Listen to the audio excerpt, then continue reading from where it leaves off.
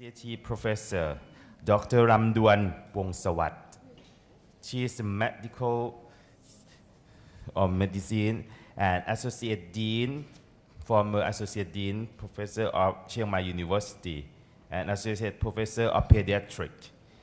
She is right now Integrated Medical Doctor at Bangkok Health Clinic. Please join me to welcome Dr. Ramduan on the stage.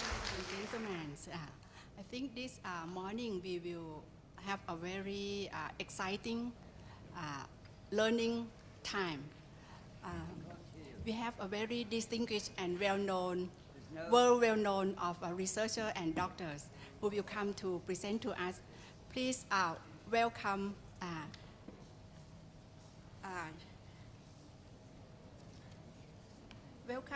all the presenters from Philippines. Dr. Verben Vedero Rowells, please welcome to her from the Universities of Philippines. Another is that Dr. Ralph Nigel Martins is the researcher from Australia. And then another is that Dr. Amos Benjamin. He will come from the China and Asia Pacific. The head of the China and Pacific will be present on about the marketing culture as a marketing tool, right? So would you please, Dr. Well, and then Dr. Ralph and Amos can come to sit by my side, so we can have a lot, can present all together, right? First of all, Dr. Rowells is a dermatologist and now going on more on the research. She is a coconut girl because she is writing down of the coconut as a perfect health. So I think we will enjoy what she will present, and then I think it is one of the breakthrough in medicines on using of coconut oil. She will be presenting us about the topic is that lipid antimicrobials revisited in the age of antibiotic resistance. You all know now there is a big problem in the world about the antibiotic resistance. So this time is a very great time for us to learn the breakthrough of the antibiotic resistance. Please. Good morning, everybody, and thank you, Madam Dr. Coordinator of the program this morning. I don't know what it is. It must be the coconuts people here are eating, but this is the most fun conference group that I've been to in quite a few years. Thank you so much for being here as well. And thank you for the organizers for inviting me. I changed the topic to this. Basically, it is on the AIDS of antibiotic resistance. And so I'd like to take you first on a short history of infections. Way back when, there were already descriptions in the literature from Egypt as well as China about chickenpox, malaria, leprosy, and all of that. But then by the 14th century, there was this big plague of dengue fever. And then beyond that, by the 1600s, Dr. Leeuwenhoek, using the microscope, was able to start identifying bacteria causing infections. So now we have a more modern look at infections that they are actually caused by certain organisms. And Robert Koch is the most famous and probably influential and fantastic man during the 1800s who then described that bacteria or organisms were the cause of infectious diseases. He was therefore given a Nobel Prize for that, particularly in his work for tuberculosis. One of the main things that we have inherited from Dr. Koch is what's called the Koch's postulates. How do I point? This one? Okay.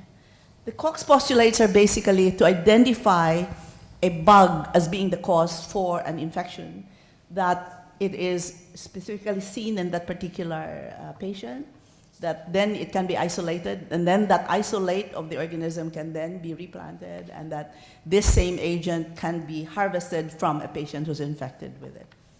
So using the Koch's postulates over the years, you will see in this particular table some very familiar names of diseases that have been plaguing us human beings since 77 to 2003, and still continuing. There are so many new bugs, emerging infections that plague humankind.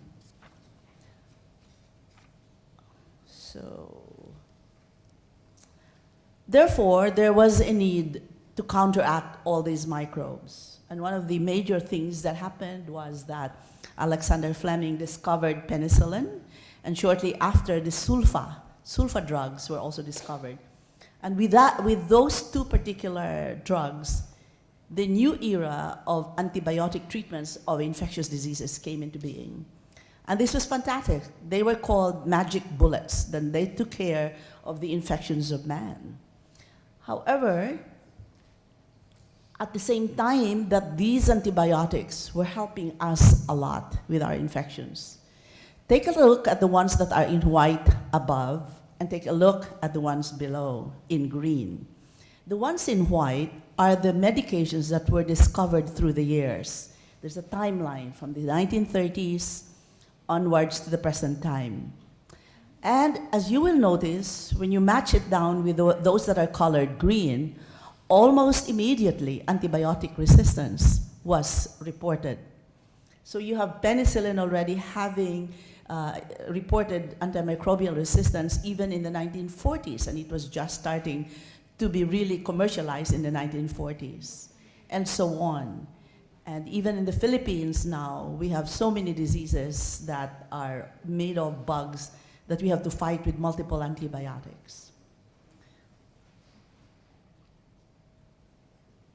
So the emergence of antibiotic resistance, if you will notice, there is a movement there of the drugs that people are using. We take so many antibiotics, and with this, antibiotics resistant strains occur, and with that, new bugs that then our body has to deal with. Let me show you a slide I copied from the CDC of the United States on how this is done. These are the antibiotics that you and I take and are given to us by doctors, or in certain countries where antibiotics can be taken willy-nilly from pharmacies. Look at this. Let's go to the right first. So this man takes the antibiotics, but then resistant strains may be there because it is not taken care of completely. And so he goes to the hospital or he goes to the community, and the community-acquired antibiotic-resistant strains go back and forth among us human beings who are taking those antibiotics. But here's an even scarier part.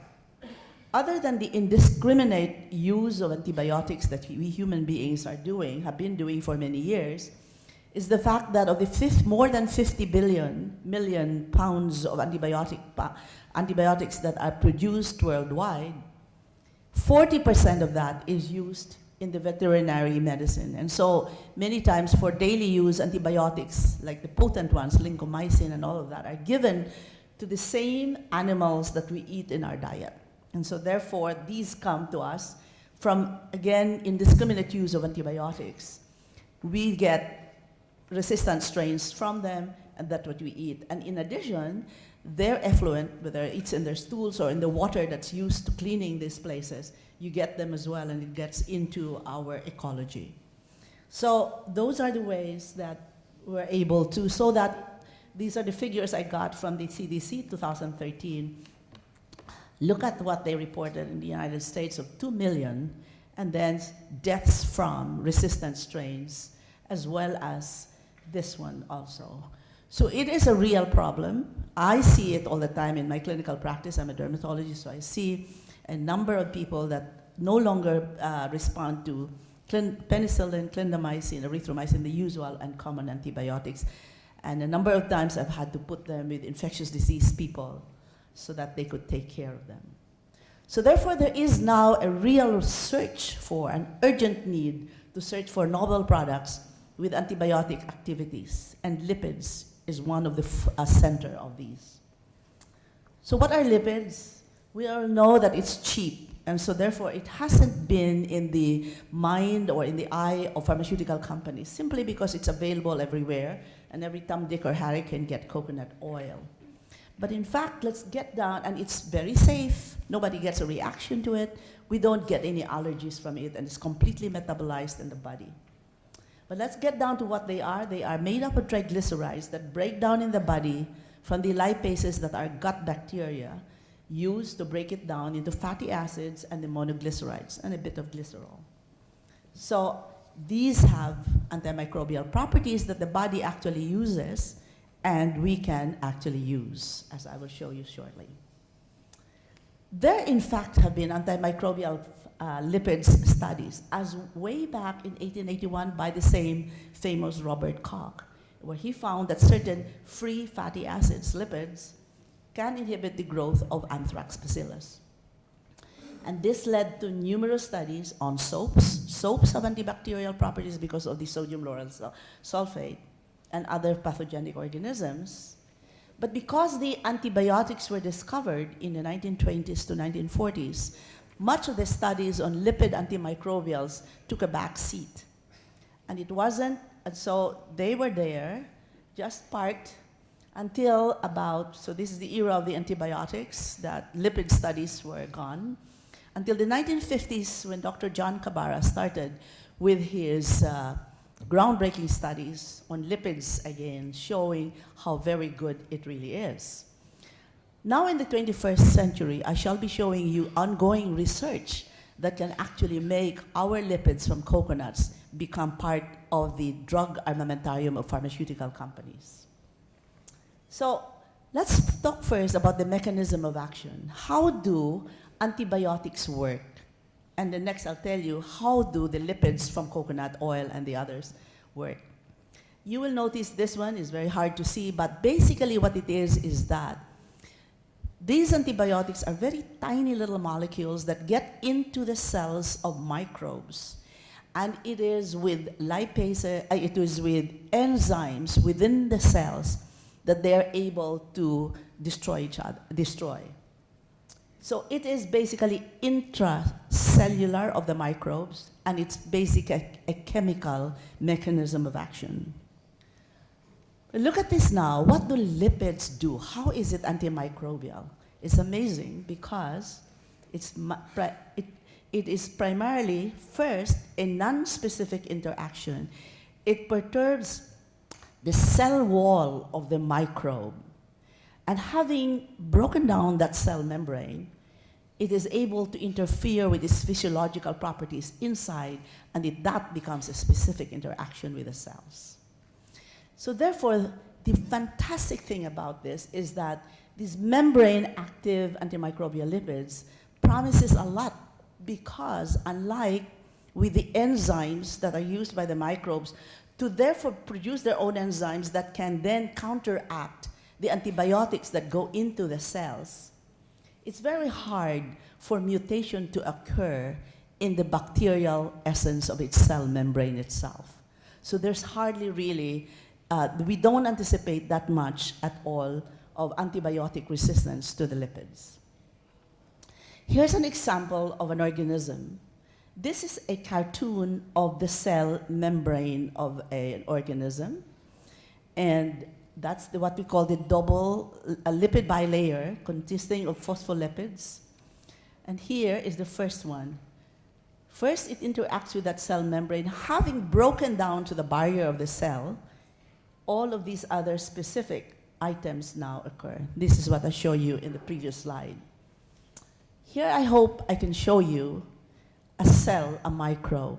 This is the bug. We cut it open. This is the insides, which is where the antibiotics would be acting upon, and where, on a secondary basis, the lipids would be where. This is the lipid bilayer of that cell. Those are the phospholipids. We are within these phospholipids. And it is this particular lipid cell membrane that is broken into by the, it's not showing, by the lipids, so that therefore it's broken into and then it does its thing. So therefore, having shown you that it's the cell membranes which is the primary focus of the attention of the lipids, let's look at the cell membranes of the common organisms that affect us. Herpes simplex, chickenpox, measles, whatever. These are cell membranes of viruses. These are the sizes. And they can be enveloped or non-enveloped. And it's particularly the enveloped bugs, viruses, that are affected because of the lipid membrane that is being encroached into by the lipids. So what are the enveloped viruses? HIV, and this is why Dr. Dairit's study is very interesting. Influenza, measles, herpes simplex. And this is why I have patients who respond very well to with herpes simplex and all of these other enveloped viruses. So there's a great promise for that being used as drugs. Bacteria, again, are a little bit bigger, a lot bigger actually than viruses. And here are the cell membranes. There's a gram-positive and gram-negative organisms. The gram-negative organisms are, for instance, flu and the H. pylori and H. influenza and others. When they're retreated with chelators, these lipids that we have, these antimicrobial lipids can work upon. Next would be fungus. And here the fungi are ergosterol, which is a form of lipid as well. And this can be broached upon by the antimicrobial lipids. Let me show you how they act. There's one particular microbe here that is now being attacked by the lipid. That's how it goes. It encroaches and penetrates the cell membrane. Here is an example of a fatty acid that goes into and through the cell membrane. That's the lipid bilayer. And look how it disintegrates. I thought this was a lovely visual to show to you. And there the poor thing looks like a caricature of a dragon. Come on. Okay. Okay, I wonder if we could turn off some lights, because these are kind of busy slides afterwards that I'd like to show you. So anyway, these are the short and medium chain fatty acids of monoglycerides from coconuts. Caproic, and the monoglyceride is the monocaprylic, monocaprylic, monocaprin, and monolaurin and monolaurin. So let's see what happens to these. So general statements is that the short and medium chain saturated fatty acids, which is what we have a lot of in coconuts, and their monoglycerides have interesting antimicrobial activities. They're really quite good. Both are active, the fatty acids itself, but also the monoglycerides. But the monoglycerides are more active. Fatty acids have very low activity against gram-negative, but the monoglycerides, as long as a chelator is present, works very well, not just on gram-positive, but also on gram-negative organisms. And here you have the fatty acids, lauric acid, 10 to 12, and capric are very active against yeast as well. Let's compare the antimicrobial effects of the saturated short and medium with the polyunsaturated long chain that are in olive oil, maybe canola, and of course soybean and safflower, castor oil and all that. They also have antimicrobial properties. They contain, however, those fixed bends where the unsaturated double bonds are, unlike the coconut oil, which is always a straight molecule. So they insert poorly, not as well, one. But once they're inside the cell membrane or in the cell, they also have a bigger diameter, and so they can destroy more. But this is the one, because I'm into anti-inflammatory diets, this is the problem. With the unsaturated long-chain fatty acids, one of the mechanisms they also kill organisms, besides being poor penetrators of that cell membrane, is that because they have the double bonds, they also produce reactive oxygen species. And ROS are also antimicrobial, which is well and good. That adds on to their antimicrobial properties, but we all are undergoing stresses in every day, whether it's the traffic or the pollution or whatever of our daily living or the drugs we're taking. So that we have oxidative stress, which is perhaps the reason why we have so many people with hypertension, diabetes, obesity, high blood, cardiovascular disease.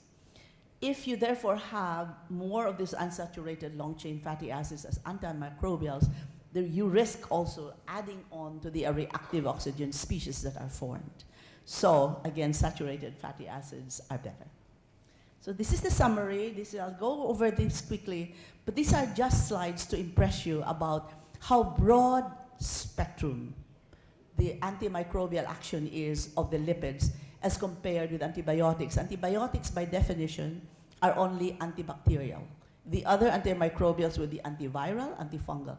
The lipids are broad spectrum. So here you have the lauric acid, and look at all the organisms it can kill. And the monolaurin in addition, and the capric acid, which is rich in coconut oil, and it's monocaprin, and the caprylic acid, and the myristic acid, and the palmitoleic acid. It truly is amazing. This I just wanted to show you to cement the idea that how different the mechanism of action is between the antimicrobials from antibiotics and the antimicrobials from lipids. Watch this. Oxacillin, ampicillin, cifidime, I think, and minocycline. These are antibiotics you in the audience may have been given at one time or other.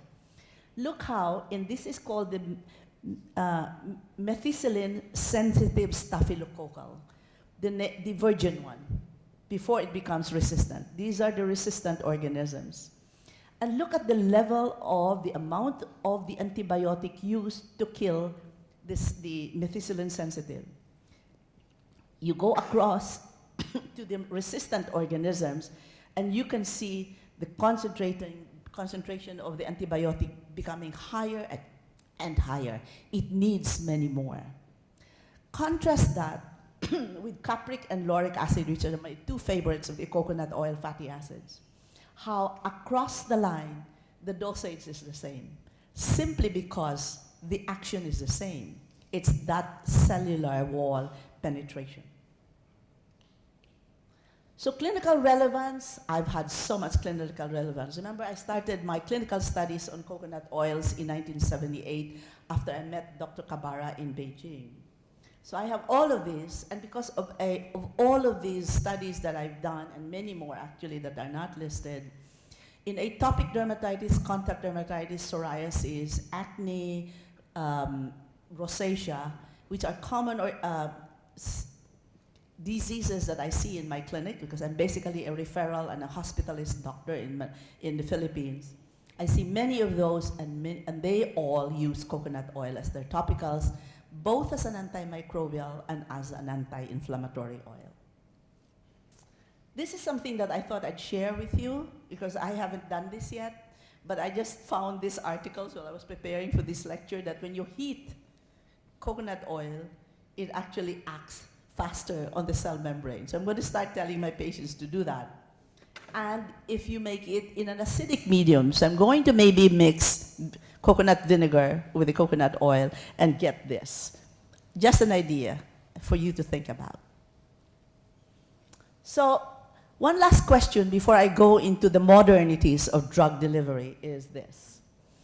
We have something called innate immunity, and that means when we first meet a microbe, when I'm traveling from Manila to here, and I meet some organisms and somebody's coughing in my face, the flu or the cold bug that gets to me, my innate immunity starts. And the innate immunity include all the things, the lungs, the nose, the gut, pH, and all that. These are all part of what are immediate immune mechanisms for the body. Plus, we have all the organisms.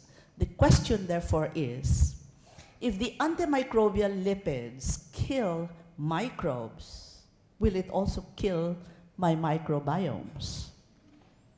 So I've been looking far and wide for articles about this, and the best I could find came from Kabara's last book on good fats. Fats are good, or something like that. It was the last one before he died. He gave me a copy of, and I'm very happy to have it. And what basically that study said is that our own organisms are in us and innate and present from birth or developed shortly after, and that they are considered basically as self. And therefore, the antimicrobials do not affect it. They are, I want to see more studies on this one. And there is so much being worked on skin microbiome, so I'm going next into that particular study. So this is the future, and those of you who come from Germany or Japan or who are into big drug manufacturing perhaps, This is the future for coconut oil. We should now begin to think that coconut oil really is more of a drug in certain instances. And this is, let me show you. For those of you who are interested, this is a fantastic 2016 article I just discovered. Future possibilities of drug delivery of the fatty acids and the monoglycerides that are from coconuts. So first, simple emulsions, which is what we who do lotions and creams and cosmetics are familiar with. They're okay, they deliver. I use it a lot. I have actually, I think because these are not mainly medical doctors, I have a cosmetic company that uses the monolaurin as its basic preservative system, so it's not an allergen, and it has only 0.01% allergies from that. So it's a very amazing chemical. So these are used in emulsions, and they're very good. You know, look at all of these organisms it can kill. The problem with emulsions, however, is that there are certain fatty acids that, or monoglycerides that like monocaprin, may not be, may exhibit significant changes in structure. And so monolaurin is better. So next to emulsions, which for those of you who are into this, you need to therefore study well to make it stable.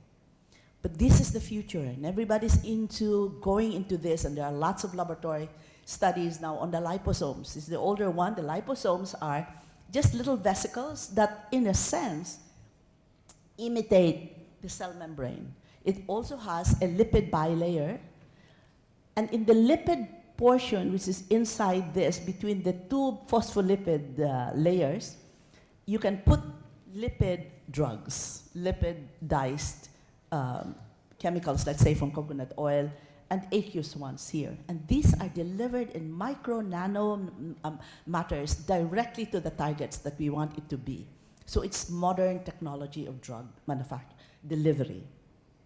So just to show you, lauric acid loaded liposomes, there are such things already. It's fantastic. Linoleic acid has also been studied.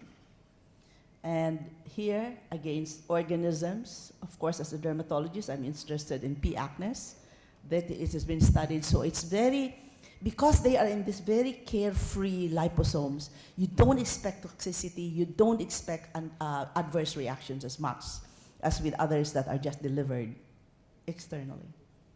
Then, so this is still, this is the second one. So I gave you emulsions, and now the modern one, the liposomes, and now we have the solid lipid nanoparticles. Solid lipid nanoparticles, really high tech. And these, as you can see here, examples of these are lauric acid again in solid lipid nanoparticles. And what are they used for? They're made use of for coating those things that are used for endotracheal, for during surgery, for the instruments that the doctors use in surgery and all, so that rather than for the patient to constantly having to take antibiotics by IV or oral, these can actually on-site already make them bug-free so that we don't have to have those. So it's a fantastic way of delivery of antibiotics as well. So this is solid lipid nanoparticles. Here's another example. Solid, for me as a dermatologist, retinoic acid being acidic is very irritating on the skin. You put it in solid lipid nanoparticles, it doesn't irritate the skin because they're right at the target and it doesn't spread out as widely as we do with our lotions and creams. So I'm looking forward to these new ways of delivery, drug delivery. Here's another one, are the hydrogels. Hydrogels by definition are basically water soluble. I mean, so they imbibe a lot more water, but they have now hydrogels for hydrophobic, not hydrophilic chemicals. And that can be there, examples of monocaprin, significant antiviral activity against something that if you have it, you know how difficult this is to eradicate, but it can be used for these cases as well. So studies involving, again, more of the hydrogel encapsulation. So what I'm really showing you are different delivery systems that the pharmaceutical company can start making out of the same fatty acids and monoglycerides from the ones that we have in coconut oil.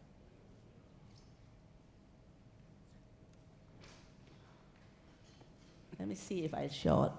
In September last year, I was at the APCC at the invitation of Dr. Uron. And at that time, I was talking about not the antimicrobial, but the anti-inflammatory. They go hand in hand very well. The anti-inflammatory effects of coconut oil. And I'd just like to make a follow-up report that since then I have gotten the funding for this particular study. It's a very interesting study because it's going to compare coconut oil versus corn oil in the inflammation of psoriasis and its comorbid diseases, which are hypertension, diabetes, obesity, depression, inflammatory bowel disease, and all that. And we're going to be doing that, plus doing skin biopsies, lesional and pre-lesional, at the start of the study, as well as lesional skin at the end of a 1 month of very randomized, very double-blind, very well-controlled study. And we're sending the specimens to Dr. James Kruger, Investigative Dermatology Laboratory at the Rockefeller University in New York City. So I'm very proud and happy to tell you about this, and that we're hoping, Dr. Dairit and I were just talking about that earlier, that once the Philippines study is finished, and we anticipate this should be done and published within the year, that we can then ask you all to go into the same kind of protocol that we may tweak accordingly for a multi-country study that will validate our studies together because of numbers and diversity of people. I look forward to also seeing more of this on drugs developed from our own lowly coconut oil. Thank you so much. Please come to the Philippines. Thank you very much, Dr. Robles. She tell us a lot of the evidence-based medicines of the antimicrobial properties on the coconut oil, and also lead us to many things of advance in the research to produce the antimicrobial of the coconut oil. So she gave us a lot of information for us to learn more and then research more. And also, I think it is the thing that we can come back to the nature and everyone can be the doctor by yourself. Please go on another topic of the role of the coconut oil in neuroprotection and evaluation of COCO MCT for the prevention of Alzheimer's disease, right? By Ralph Nigel Martins from Edith Cowan University from Australia. Please join him. Okay. Well, I too got to second the first speaker's comments that this has been a wonderful conference. I'm a new player in coconut oil, but I've just been so welcomed here by many of the delegates, and I found it very rewarding. I've been very lucky to meet Dr. Mary Newport. That's been inspiring my work, and I thank the organizers for giving me this opportunity to share my talk with you. I know I've only got 20 minutes, so I might be rushing at times, but I want to give you as much as I can. The purpose of my talk is to give you basically an overview of the research that we've been doing in Australia to basically fight Alzheimer's disease, but also to give you the reasons why I think coconut oil would be a very good candidate for a drug therapy against Alzheimer's. So I always like putting this slide up because people with Alzheimer's disease can come from any walk of life, any background. And as you recognize there, that's Ronald Reagan. For those of you who don't know, this was a former First Lady of Australia, Hazel Hawke, who had a family history of Alzheimer's disease. And we generally tend to see that people, the older we get, the higher the risk, but we also get some young people, very young people who get Alzheimer's. So this young lady had Alzheimer's disease in her late 20s. She died at 36. So we heard from Mary as well that there's over 44 million people with Alzheimer's disease, and as I said, aging is the major risk factor for the more common sporadic form of Alzheimer's disease, which most of us will get later in life at some point. The early signs usually are memory, short-term memory loss, but with apathy and depression, but also we see changes in cognition, orientation, language, planning, problem solving, and behavior. And in some people, you get some of these symptoms early, but the most profound change in the typical Alzheimer's disease is memory loss. And that's due to a region in the brain that we know as the hippocampus that's selectively targeted in this disease in the first instance. And this is just to give you an appreciation of how bad the story is going to get. We are over 44 million now.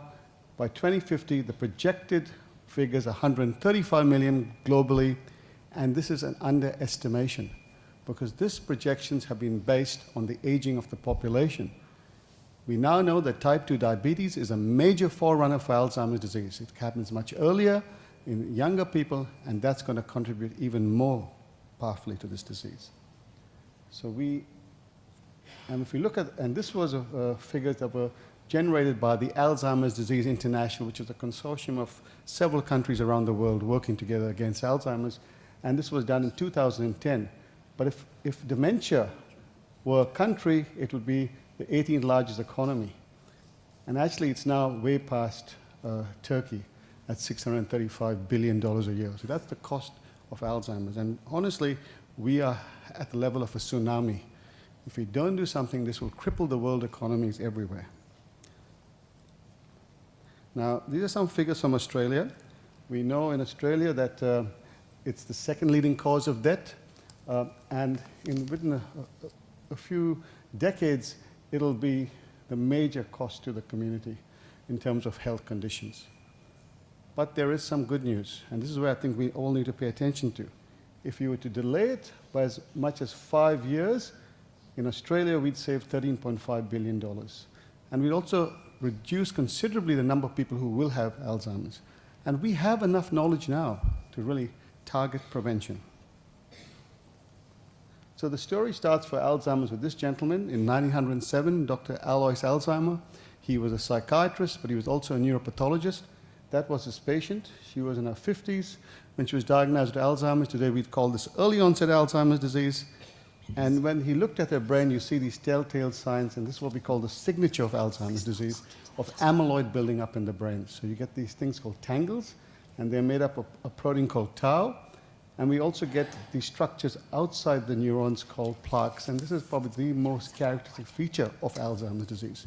We also get amyloid around the blood vessels of the brain. So in 1984, when I got into the field, that's all what doctors knew about Alzheimer's.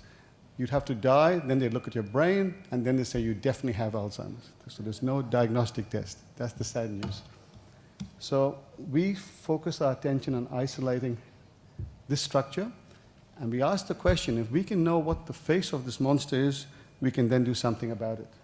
So in Perth, Western Australia, we isolated the plaques. Our colleagues in the United States isolated the amyloid around the blood vessels of the brain.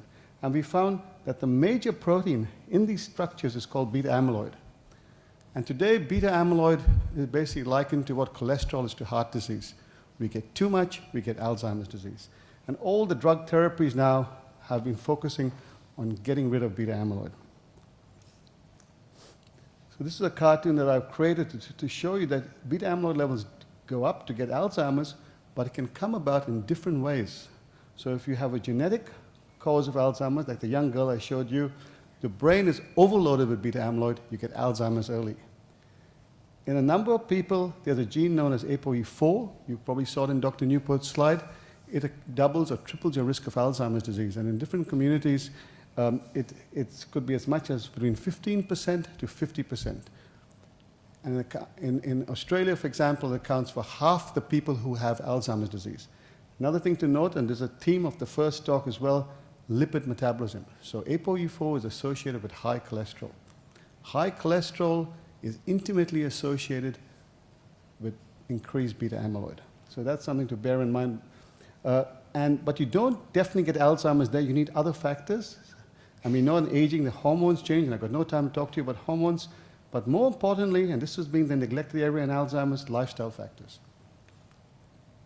And the interplay between them leads to Alzheimer's. So now what about a cure for Alzheimer's disease? About 20 years ago, researchers in my field got very excited because for the very first time, when you genetically engineer mice to get Alzheimer's disease and you inject the amyloid back into them, making like a vaccine, you markedly remove the amyloid in the brain. So this is what the brain looks like after it's been vaccinated much earlier in the life of the mouse. And that's what created huge excitement. They rushed from mice to men, made vaccines for amyloid, but we did not get that benefit in humans. And why is that? And this is as much as a few months ago, the last trial has failed again, because the brain of an Alzheimer person, once they clinically got Alzheimer's, is severely ravaged. Where that hippocampus is completely taken out. You can see those bigger gaps there. So using amyloid at this stage of the disease is not going to be the way forward. We've got to look at alternatives. And I think what Dr. Newport has shown is one very important alternative we need to pay good attention to. So in order to diagnose the disease early and understand what factors, particularly lifestyle factors, may play a role in Alzheimer's, in Australia, we established a partnership between my teams in Perth, the teams in Melbourne, and the CSRO to look at 1,100 people that we've followed for the last 10 years. It's known as the ABLE study, the Australian Imaging Biomarkers and Lifestyle Study of Aging. And we've been following these people every 18 months. So we do blood, we do brain assessments, we do cognition, so that's the whole gambit there. And I'll just share with you a couple of snippets of what we found. What we see is in the brains of people who've been clinically diagnosed with Alzheimer's, and you can see that figure is 98%. That's rather amazing, but it's also because we have several clinicians working regularly, constantly looking at these patients. You'd never get that in a clinical setting. So at best, you get an 80% success rate. So 98% have their brain full of Alzheimer's. People who have got mild cognitive impairment, so these are people who are on the border, 2/3 of them will go on to get Alzheimer's disease. The other third get other conditions. 64% have got their brains full of amyloid. So the very first time we can tell people at that stage whether or not they're going to get Alzheimer's. So for treatment purposes, that's going to be very important. But what's even more striking is the healthy control. So these are people 60 years and older have got their brains full of amyloid. So they are preclinical Alzheimer's disease. And we think these are the people we need to target for drug trials, particularly the amyloid trials. What we've also learned from this study is that when we follow these people over time, during that course of 9 years, their rate of amyloid changes differently. They convert to Alzheimer's. So the very first time we can clearly show that amyloid leads to Alzheimer's disease. Now, I want to just give you some snippets of, and this is more for your personal benefit, that physical activity is probably the best medicine for Alzheimer's. We know that the hippocampus with physical activity will stay stable and even actually grow. So most of us, when we reach 50, we lose the hippocampus. We lose 0.5% of a hippocampus every year. Exercise is one feature that can have a huge impact on it. And this is just to give you, again, some of our work on our ABLE study. Participants, they got a figure 0.1, 2, 3, they're different tertiles. These are people, so all the colored bars represent people who've got that ApoE4 gene that accounts for 50% of people get Alzheimer's. If the ApoE4 people don't do exercise, as in this group here, they go above that bar 1.5, so they got preclinical Alzheimer's. If you go down to tertile 3, where they do lots of exercise, you markedly lower the amyloid in your brain. So this is work that we've done in Australia that's very, very new, but also very convincing that exercise is critical. The other thing I'd like to share with you is sleep as another important feature. We know that increased risk of cognitive decline is associated with poor sleep quality. And again, through the technology we have to look at the brain, we see that people who have problems falling asleep have a marked increase in amyloid in their brain. We also see it in people who have disrupted sleep. And we're now looking at interventions, in this case, cognitive behavioral therapy, to look at ways in which we can improve their quality. And finally, I'm going to touch on diet, and I think diet is by far the most important factor that can play a role in Alzheimer's disease. And there are dietary patterns, and the one that's had the most attention is the Mediterranean diet, which is rich in fruit and vegetables, moderate to high fish intake, and a whole range of other things. They talk about low saturated fat, but this is where problems arise. I think we need to redefine that in the Mediterranean diet, because they're referring to the long-chain fatty acids and not the medium-chain fatty acids. So again, this is the work of one of my postdocs, and the bottom line here is that if you have a good protein consumption, the level of amyloid is relatively low in most people. as opposed to people who have a poor protein consumption. So protein intake is going to be very important. Coming back to the Mediterranean diet, we've now started to break down what are the main ingredients that are going to be important for protecting the brain. And the plant products are the ones that stand out the most, as well as fish, but the plant in particular. And this is just giving you a snapshot of the metabolism of this protein. So beta amyloid, and you see that red little snip there, that's part of a much larger protein. That protein has a choice. It can either go along the good pathway to prevent beta amyloid being formed right there, or it can go the other way to generate this nasty toxic protein. And look at these compounds. So ECGC is found in tea. It's a catechin, powerful antioxidant. It activates this enzyme to really get rid of beta amyloid, cuts it in half. Pomegranate juice has a compound in it that inhibits an enzyme that generates beta amyloid. It's a major drug trial using this particular product, not through pomegranate, but a synthetic. Resveratrol has another effect. DHA omega-3, which is not only fish, it comes from walnuts, comes from a number of nuts, and curcumin, in the curry spice, turmeric, is the most powerful antioxidant that targets amyloid. What we haven't got there is coconut oil, and this is where we'd like to go. So we all know about curcumin and its benefits, but this is just to illustrate to you that it has a profound effect, more than any drug that I know of, to bring your amyloid down, and it's a powerful antioxidant. So when we found the amyloid in the brain 30-odd years ago, we also showed that the brain undergoes oxidative stress, that is, this rusting of the brain. And beta amyloid causes this rusting. So a compound like curcumin would be excellent. The problem is that curcumin cannot provide energy for the brain. We saw Mary's talk that an Alzheimer's patient, there's a marked reduction in their glucose. Well before they get these clinical symptoms, we see that their ability to use glucose goes down. And because of that, brain cells start dying. So you need an alternate energy supply. And this is where we think other food groups would be important, particularly fats. So we think fats are highly important there. And saturated fats, unfortunately, have been given a bad rap, but that's the long-chain fatty acids.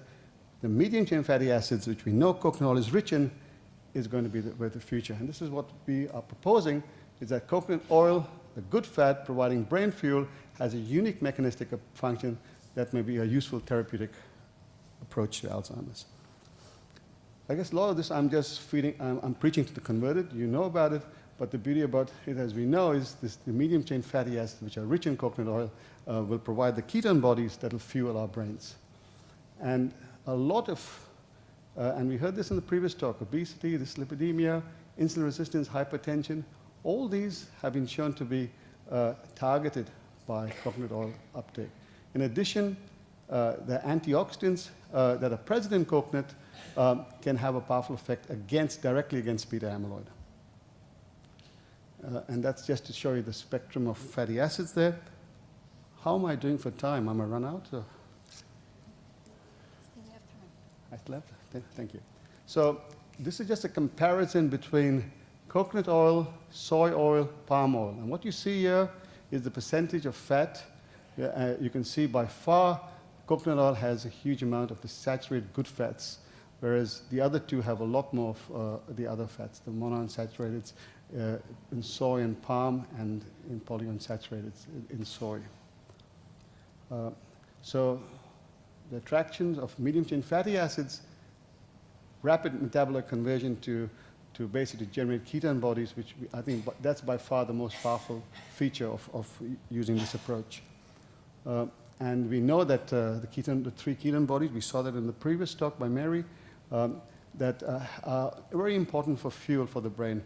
And what has been shown, not by ourselves, but by other groups, that if you were to deprive neurons of glucose in a cell, in culture, they die. If you replace it with medium-chain fatty acids, you rescue the neurons. So that's very encouraging that they can have that powerful effect. And ketone bodies will do that very well as well. And so these are the functions we think of that ketone bodies, and this was published relatively recently, reduces glucose levels, lowers elevated fatty acids, enhances neurotransmission. That's so important for thinking and reasoning. and reduces neuroinflammation. I think this is a big problem in Alzheimer's. Not just Alzheimer's, most of our chronic diseases. So we have been, I'm going to skip some of these slides in the interest of time, but virgin oil, again, we think is very, very important. I think it has the benefit over that it has the antioxidants in it.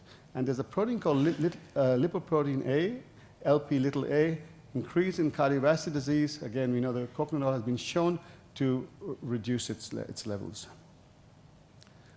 And I mentioned to you earlier that type 2 diabetes is a forerunner for Alzheimer's disease, and we know that insulin resistance is a big problem in Alzheimer's disease. We've heard of it being known as type 3 diabetes.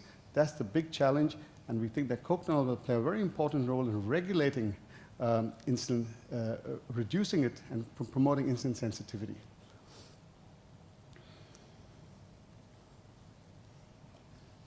I mentioned to you about antioxidants and phenolics, and these phenolics have a very powerful effect against the aggregation of beta amyloid. For beta amyloid to be toxic, it needs to come together. It needs to have what we call doubles of them or triples, and they form oligomers, and they're highly toxic. It prevents that, and that's what I think we shouldn't ignore those properties, and we need to give that more attention in the future. Unfortunately, some studies in which the diet has been supplemented with saturated fatty acids, particularly hydrogenated coconut oil, have reported bad effects. So we've got to pay attention that not all coconut oil is the same.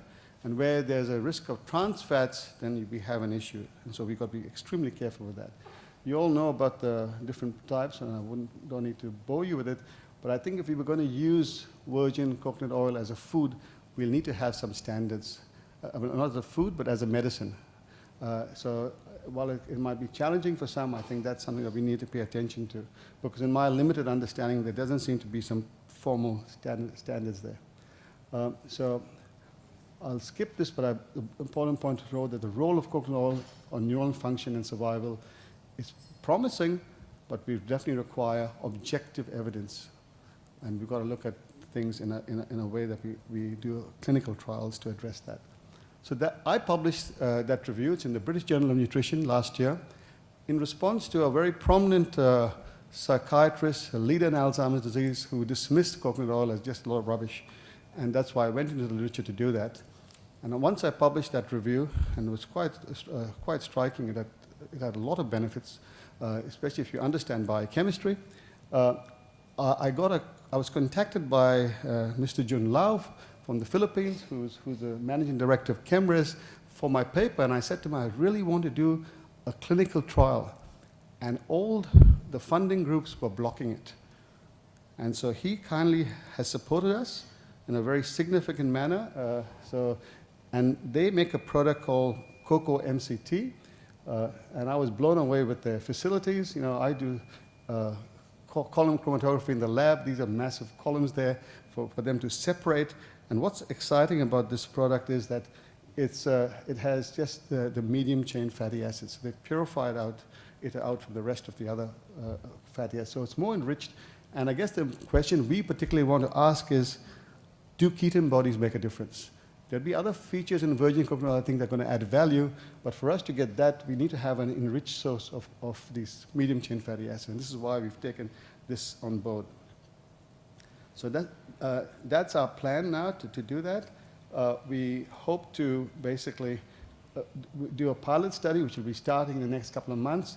And we want to do a dose response first, asking the question, how much coconut oil will we need to really get a good benefit? This is ICCO2017, my apologies.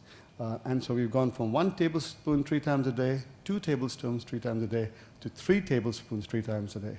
And if you remember Dr. Newport's study, she used 35 grams, equivalent of 2 tablespoons 3 times a day, but she built up towards it. But we really want to get some objective data on that, and then we start the study proper, going over basically 16 weeks, where we'll have people who will be placebo-controlled trial going forward. So that's basically the schematic of our group, of the groups that are going to be looked at. We're going to be looking at cognition. We will look at blood biochemistry, which we think is very important to look at, a lot of the cholesterol factors, and we will basically look at beta amyloid before and after intervention. Fatty acids, we keep hearing about it, they're very big in Alzheimer's, there's no question about that. The phospholipid profiles, we know a change in Alzheimer's in the brain and in the blood. Omega-3s tend to be good, omega-6s tend to be bad. But what we think is particularly important is we'll be looking at people. In this case, we've looked at people, and it's giving you a snippet of what results we've been finding. These are people who've got amyloid in their brain, but they'll get Alzheimer's disease 20 years later, the clinical form. But they've got the pathology of Alzheimer's disease.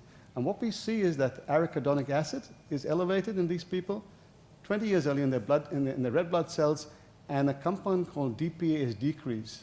So people have heard of DHA, which is an essential fatty acid as an omega-3. DPA is the silent partner, which has been shown to be associated not just with Alzheimer's, but with other brain-related diseases. And what we think is happening is that we are getting an increase in arachidonic acid, a decrease in DPA, so 20 years earlier, which is a sign of inflammation. At that very early stage, there's a slow burn starting to take place. What we hope is with the coconut oil treatment, the CocoMCT, we'll be able to change this profile. And we'll be looking at a number of other lipid profiles in addition to insulin factors. Just want to acknowledge Macquarie University and Jun Lau from ChemRes for really making this study possible. This is a great partnership between industry and research, and I think we need to see more of this to really go forward. You know, we talk about the joy of coconuts. We see that great for skin. I think that's fantastic. In the future, I would like to show a slide like this. We have the joy for the brain. Thank you very much for your attention.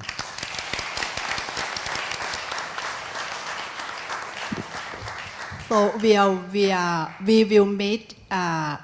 We will waiting for the next conference to see the result of the clinical trial, and then we also will go back and then make our lifestyle, going to sleep early, exercise, eat good things, and eat curcumin and coconut oil. I'd like to start by thanking the first two speakers. I found both of those presentations fascinating, and it's going to have me with a little bit more research to do this evening when I get back to my hotel.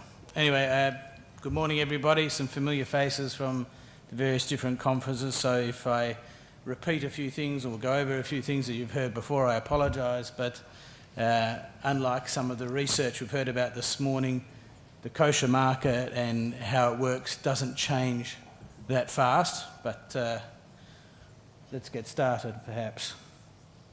Not moving on. This one? That would help if you press the right one. Okay, there we go. So what is kosher? Kosher is a standard a bit like halal or organic or one of those things that's important in a few markets around the world. What we need to probably do is start by defining kosher. So what does it mean? It doesn't mean blessed by a rabbi or anything like that. It is a biblical term, and that's where all the rules for kosher come from, is derived from the Bible over many years. It means fit or proper. So kosher meaning fit or proper for use in Jewish law. That is where it was many hundreds of years ago. It has now moved on to be more of a standard that is seen as a sign of quality control and general quality for a lot of consumers, also for a lot of people in the market who have various different intolerances, and they'll know from the various kosher standards that those intolerances that they may have will not be in the product that is certified. So, what is the purpose of the kosher certification? The purpose of kosher certification is to guarantee for the consumer that the product they're getting has meeting the standards. As food production has internationalised over the last 100 or 150 years and become a global industry, the ability to know the source or where your food products are coming from, particularly with the greater levels of processing that we see, there's a disconnect between where our food comes from and when we're actually eating it. So we have where maybe our great-grandparents would have been familiar with their local milkman, their local butcher, their local vegetable grower, if not grown them all themselves.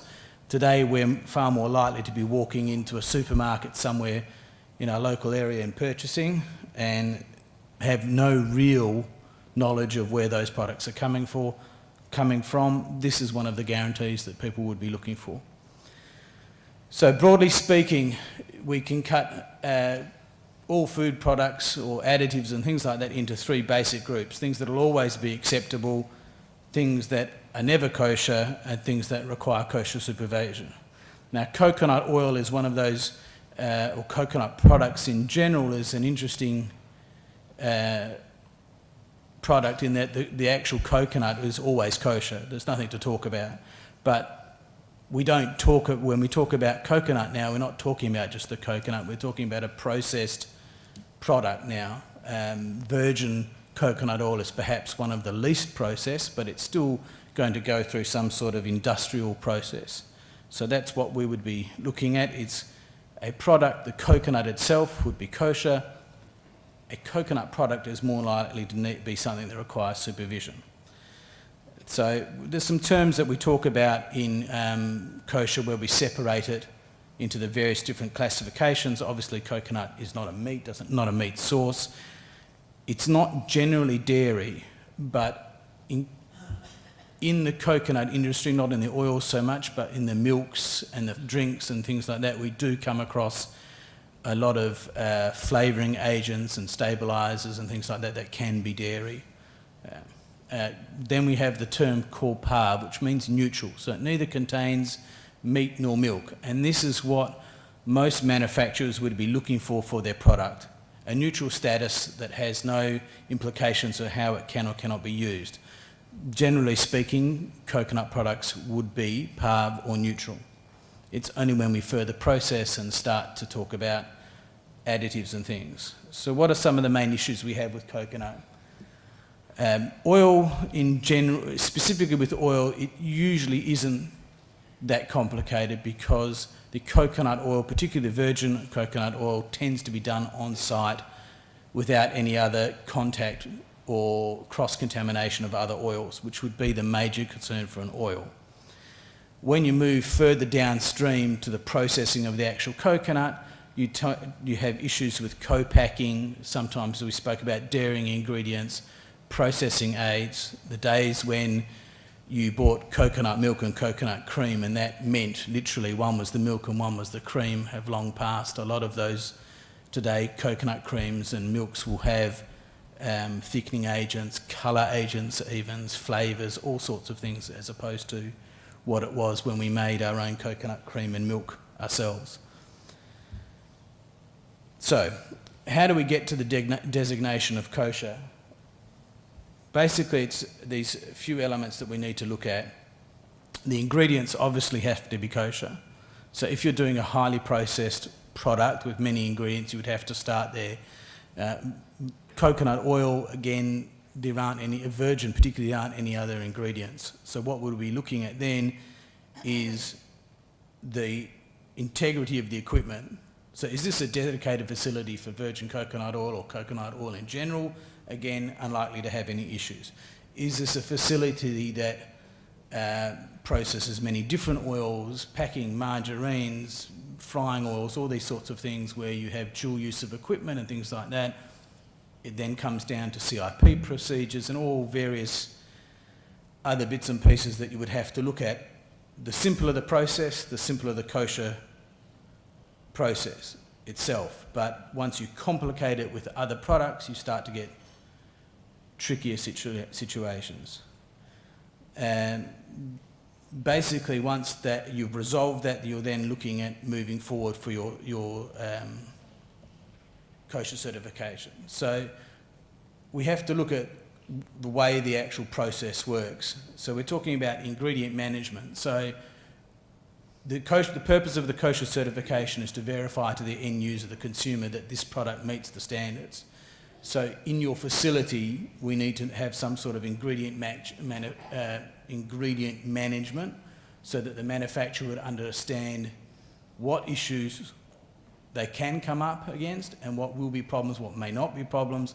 It requires a bit of education of staff as to what we can and can't do in respect of kosher.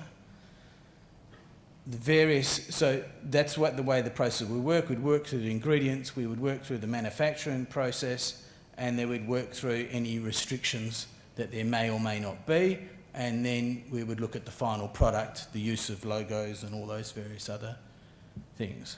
So, coconut in general, the oils are usually not a particular issue because it's just usually just a press, there's nothing other involved ingredients usually in a virgin coconut oil, but then we look at some that when we start to enhance it and blend and do all these sorts of things, that's where we get more issues with preservatives and all the other ingredients that we can use. That's ingredient-wise. Once we understand ingredients, we then again come back to the same thing. We've got to look at equipment. Is the facility being used for coconut oil and palm oil and, let's say, soybean oil, and then down the other end of the facility they might be making a margarine. In the margarine they're adding this. Does that affect the status of the other products? And there's an establishment of a communication between the company and the certification agency so that you have this accurate exchange of information and understanding of what is required. These I'm sure you're all familiar with. These are a lot of the products that we're currently certifying in the region. The aminos, the oils, the sugars, the shortenings, obviously milk, flour and flakes, desiccated and all those various products. Those are some of the companies that we're certifying. I think these are mostly in the Philippines. We have a few companies are working here in Thailand. I hope to be seeing some of them over the next few days. All right, so what's some of the issues we can come up with? We've done a lot of work with Vita Coco, which is a big brand in the American market, and we had an issue with not so much the coconut water that they were processing. There weren't a lot of problems there, but there was a dual use in their equipment. So they had aseptic fruits that they were supplying, and the additives that they were using to preserve and various other customer requests meant that the status of the equipment was changed because one of those was a dairy ingredient. So that is part of the process of working through a process with a company, because once you have a dairy equipment on the equipment, the equipment is then classified as dairy, you would only then ever get a dairy certification for your products. That is restrictive. It is a less usable certificate than PAV, one of those the terms we discussed earlier. So the goal for every company should be to get, unless obviously if it's a milk product, but to get to a PAV certification. It's the broadest acceptability that you're going to find. So that's a matter of working with them, helping them to source a suitable alternative. So what's the market? Let's skip over this one a little bit. The original kosher market was just for the Jewish kosher consumer, but over the last 60 years that has changed significantly, and some of the more recent studies that have been done in the US shows that about 80% of kosher products are not bought by the traditional, what we'd assume, the Jewish market. Now, there's all various different markets that this appeals to, particularly vegetarians and vegans, who will look for, again, that PAV certification, because they know that that guarantees that there's no milk and or meat products down to the ingredient level. Often you'll find people who will not today understand that the food processing, that they might be purchasing something that really has a dairy or meat equivalent. Like, for example, we have a lot of issues, particularly with non-dairy creamer. It's quite a popular product, but most non-dairy creamers have dairy solids and milk fats in them. So it's rare to find that. There's also the other various specific health concerns like lactose and gluten, shellfish tolerances and things like that. A kosher consumer will know from that certification, that certification, that those issues may not apply or don't apply. So this is demand for the kosher products. This is only the US market where the studies have been done. The information's probably a little dated. It's about 12 million kosher consumers in the US who identified. The study was done in some of the major supermarkets on the east and west coast, where they had independent individuals in a supermarket. Someone would pick up a product, they would ask them, do you know that product is kosher certified? They'd say, if they said no, they moved along. If they said yes, then they would ask them why they were buying that, and that is the major market. The other markets also where we find kosher and halal is used tends sometimes to be used interchangeably in some markets. Often they come together. In the US and parts of Europe now, we partner with both a halal organisation and an organic organisation, and we have inspectors able to do a three-way audit, so that in the one audit they'll do a kosher inspection, a halal inspection and an organic inspection at the same time. So those are the significant, if you were looking to export, those would be the principal markets that you would be looking at, principally the US, Israel and Europe. So, marketing the kosher certification, your kosher product. So that's one of the things we try and help our companies with. We had a lot of success last year. There's a major kosher exhibition surprisingly, New York every year. We took some of our companies, or helped some of our companies establish booths from the Philippines mostly, and Sri Lanka, a lot of those from the coconut field. And what we help them do is to attract the market, get to the market, show them where the market was a little bit, and help them with their logistics. Obviously, we can't run their sales departments for them. That's not what we do. But if we can help, that's what we like to do. That flows into label design and helping with making sure that understand where and how you can use your kosher symbol on your products and so on. This is where it comes down to a little bit also choosing your certification. Now, I'm not sure how recent this figure is, but to say there's 1,269 kosher symbols in the world, there are agencies in every city with a reasonable kosher market. There are a number, we refer to them generally speaking as the big five, that work internationally. So if you're looking for your kosher certification, there are some questions you need to be asking. Not all things are equal. You need to talk to your customers. You need to talk to your friends in the industry. You need to understand what the certification agency is going to do for you and how they're going to be able to service your needs. Because at the end of the day, if you're not getting the service that you need, it's not an ideal situation. Okay, so we've got a little bit about the kosher certification in the way it's perceived. So again, the same studies are showing that there's a perception that the kosher consumer needs to know that they're looking at a reliable certification. It leads back to, again, choosing a certification. My advice to anybody who asks me, why should I choose your certification over another, is that you need to talk to your friends and your clients. They will tell you. And then you need to negotiate, and you need to get someone who's prepared to work with you and help you. Okay, again, the kosher is the third-party certification. It's seen as an independent, value-conscious certification.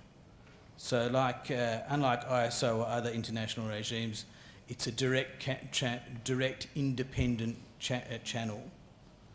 We have no direct link with the company that we certify, and we maintain our independence at all costs. So generally speaking, again, it's back to classifications. This is a little bit about marketing. If you were to achieve kosher certification with the Star K, most of the large kosher certification agents have their own logo, and you get the right under specific conditions to use that logo on your product. The benefit that is particularly not just in retail but in industrial, that immediately your product is seen as certified, it's quick in a consumer setting, the person works on past the shelf, they see the certification on the product, they know it's kosher, they take it and off they go. In an industrial setting, when you're talking about ingredients and things like that, during an audit or the like, when an auditor is in the facility, he can see that the product is coming from a Star K kosher facility and moving along, it's very good. So the Star K, that is the standard symbol for a PAV product that would be used in your packaging if you wish. Then if you have a dairy ingredient and various bits and pieces like that, that's a symbol for dairy. We have other symbols depending on the product and the change in the classification, but those are the two major symbols we would use. So a little bit about Star K. We are a non-profit organisation. That's why we value our independence, or part of our independence. We are not a for-profit. We're there to serve as an educational and practical service so we can achieve as much kosher certification and as much variety for as many people as possible. We have our main office is based in the US, but we have offices throughout the world. Thailand, we have an office here in Thailand, we have an office in Shanghai, we have an office in Australia, we have offices in India. So in Asia Pacific, those are our 4 major offices, but we're operating all over Asia Pacific and all over the world for that matter, but my knowledge is particular to Asia Pacific. So as one of the big 5, we are certifying 86,000, I mean this is current as of I think January, but let's say call it 86,000 products, and we have 2,570 facilities around the world that we're visiting. Now depending on the facility, we might be visiting that facility once a year, 4 times a year, 5 times a year, some of them only for special productions. So that's a little introduction to kosher. I hope I haven't bored you too much, but if there's some information that I haven't covered that you'd like to, please feel free to approach me afterwards, and we can hopefully answer all of your questions. Thank you very much. Have a good day. Thank you very much for Amos. Let's go to the kosher certificate. Okay. Ask Dr. Lamduan to present the token of appreciation to all of our speakers. To first, Dr. Verman Loven from the Philippines. Would you please proceed to the stage for the token of appreciation? Please have a big round of applause to Dr. Verman for her generous work.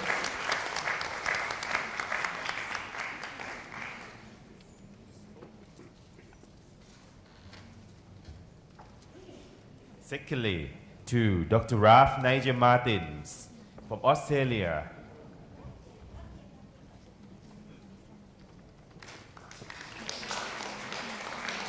His Coco MC team must be in our heart for today. And one contribute paper to kosher to Mr. Amos Benjamin for his certification of kosher.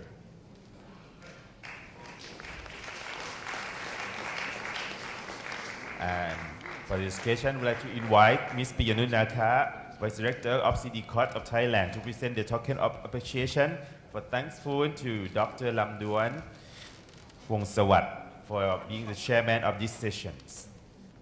Okay, they want to take a picture first.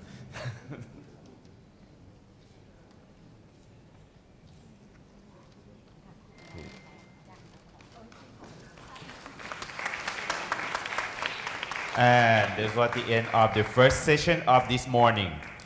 I will ask you to come back by 11 for after lunch break. Is this the refreshment now? You can have for this break the coconut milk drink.